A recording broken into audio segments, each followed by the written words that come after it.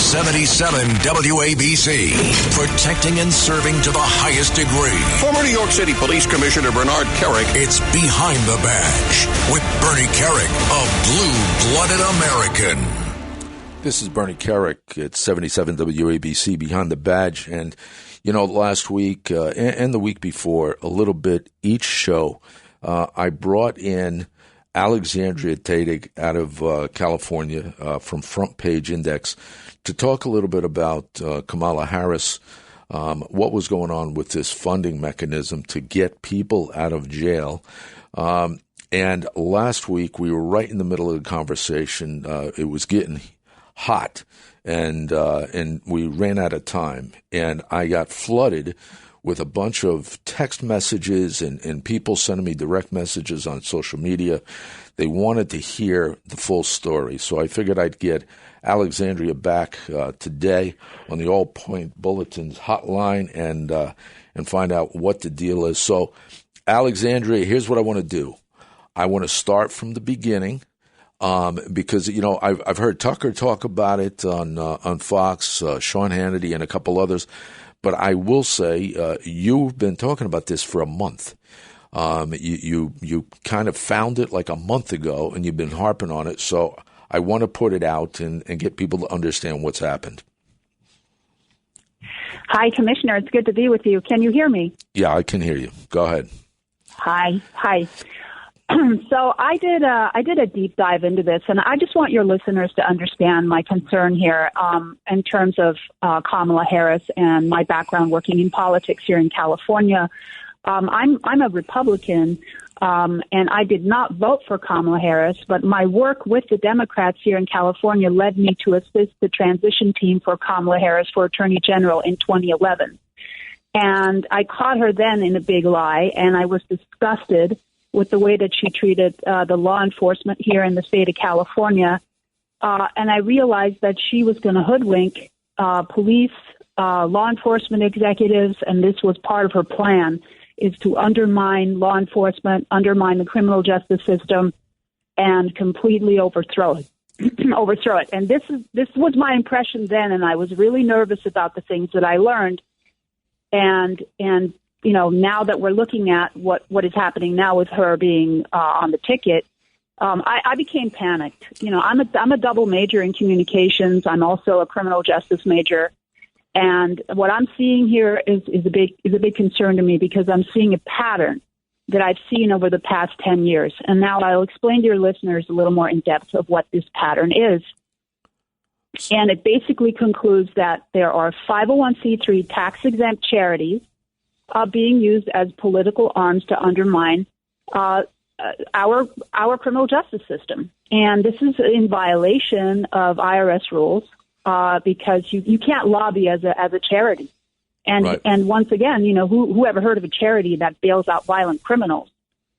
Well, hold on. Let me stop you right there for a second because this is, you know, this is a woman that was the Attorney General for California. This is a woman that was a United States Senator. This is a woman that wants to be the Vice President of the United States. Well, I'm not sure. I think she thinks she wants to be the president. She's calling it the Harris administration. But whatever the case may be, for the time being, she is the number 2 on the ticket. And as she's the number 2 on the ticket, she has consistently, you know, put out these text messages promoting the charity. Am I right? That is correct. And so you have to look at the timeline because, and this is open source. Anybody can verify this information online. If you look at the timeline, George Floyd died May 25th, okay, tragically. And then on May 27th, there was a tweet from an Antifa guy. Vox News puts out a story saying, well, this is where the trend online to donate to Minnesota Freedom Fund, who is a bail fund charity. This is where the trend online began. Now, I'm not so sure about that. I think it was a bunch of things. I think we're dealing with a shell game because between May 27th and May 30th, Minnesota Freedom Fund raised $20 million. Now, this was a small in 3 days? Organization.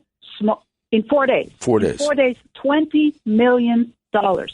So mark the date, May 30th.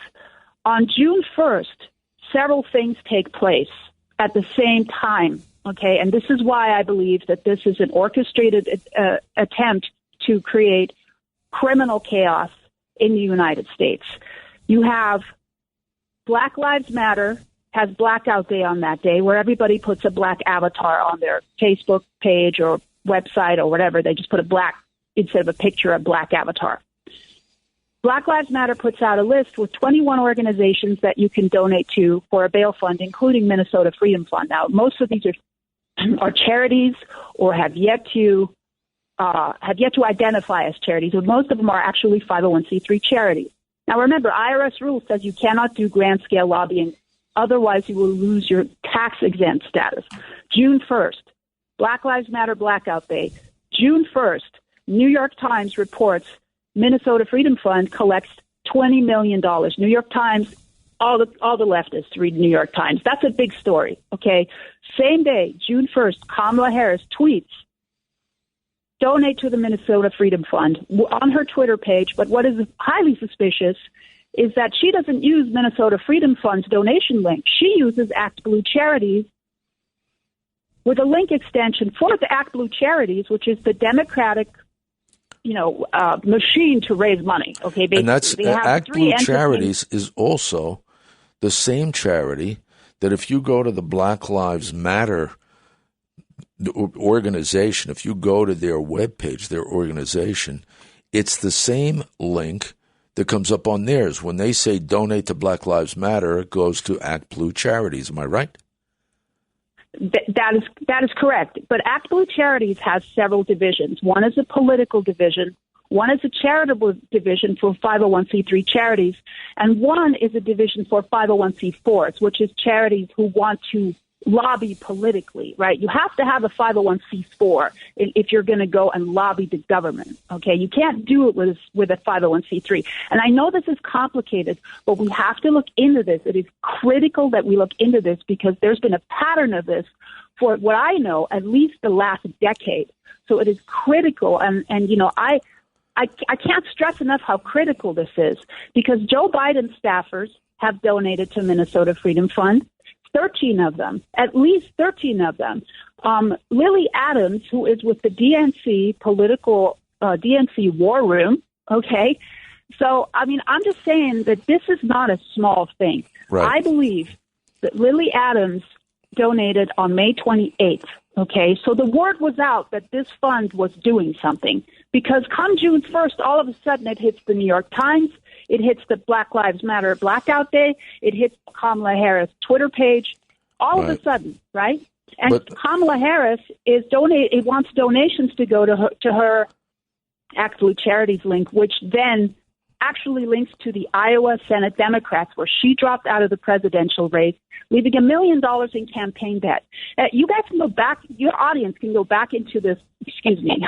I'm just nervous about this because I'm so... Okay, well, listen. This to me is highly urgent. Okay, I urge... People need to go back into your podcast, and I'm sorry for overspeaking you, but please follow this timeline. You can check it out online. There is something really wrong with this whole thing. Alex, listen, stay on top of it. We'll get you back as time goes on, right before the election. And I urge the listeners, look at what she's saying. I think you'll find it quite interesting. This is Bernie Carrick, 77 WABC. We will be right back.